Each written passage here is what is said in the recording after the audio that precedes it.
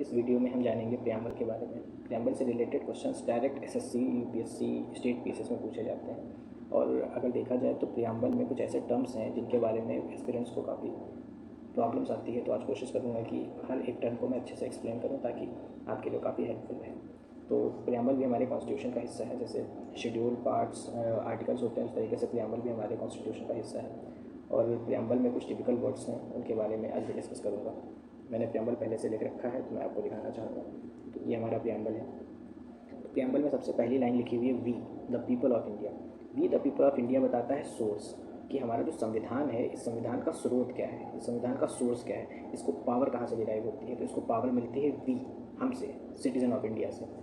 तो we the people of India having solemnly resolve to constitute India into sovereign, socialist, secular, democratic and Republic.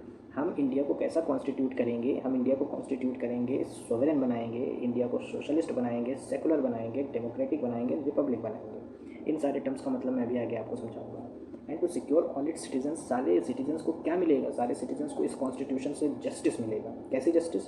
Social justice, economic justice, political justice, liberty मिलेगा। Liberty का मतलब, अगर आपको liberty problem करना है तो liberty का मतलब आप समझ लीजिए फ्रीडम से होता है।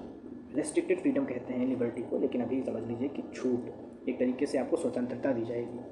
स्वतंत्रता आपको अभिव्यक्ति एक्सप्रेस करने की, कुछ भी आप एक्सप्रेस कर सकते हैं, कैसे भी आप थॉट्स अपने माइंड में ला सकते हैं। बिलीफ, फेथ एंड वर्शिप, कुछ भी आप वर्शिप कर सकते हैं, किसी में भी आप फेथ रख सकते हैं, किसी में भी आप बिलीव रख सकते हैं। ऐसी आपको छूट संविधान देगा।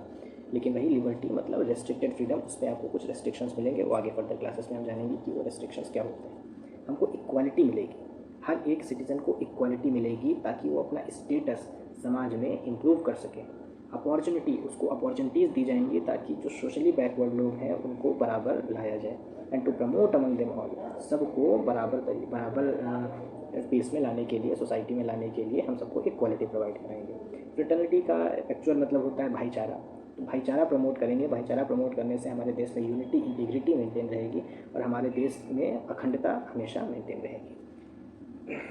अब इसमें कुछ डेट का वर्णन किया गया है। ये डेट बहुत इंपॉर्टेंट डेट है क्योंकि ये काफ़ी कन्फ्यूजिंग डेट है। कन्फ्यूजिंग डेट क्यों है? क्योंकि ये डेट हमारी हिस्टोरिकली देखा जाए तो इसका इतना ज़्यादा यूज़ नहीं हुआ है। या जैसे कि ये डेट कन्फ्यूजिंग क्यों है? क्योंकि 26 जनवरी 1950 जैसी ये डेट है और इस डेट को हम हमेशा अच्छे से फैमिलियर हैं क्योंकि हमें पता है इस डेट को हमारा संविधान लागू किया गया था। लेकिन हमारा संविधान बनके कब तैयार हो गया था, उस डेट का मेंशन हमारे प्रियम्बल में दिया गया है। तो 26 नवंबर 1949 को हमने अपना संविधान अडॉप्ट किया था, इनैक्ट किया था। पूर्ण रूप से हमने अडॉप्ट नहीं किया था, पूर्ण रूप से हमने अडॉप्ट किया था 26 जनवरी 1950 को, जिस दिन हम रिपब्लिक डे मनाते हैं। लेकिन ये वाली डेट भी बहुत ज़रूरी है क्योंकि इस दिन हमारे संविधान के कुछ पार्ट्स, कुछ आर्टिकल्स लागू कर दिए गए थे और पूरी तरीके से जो संविधान लागू किया गया था वो हमारी इस डेट को में लागू किया गया था, 26 जनवरी 1950।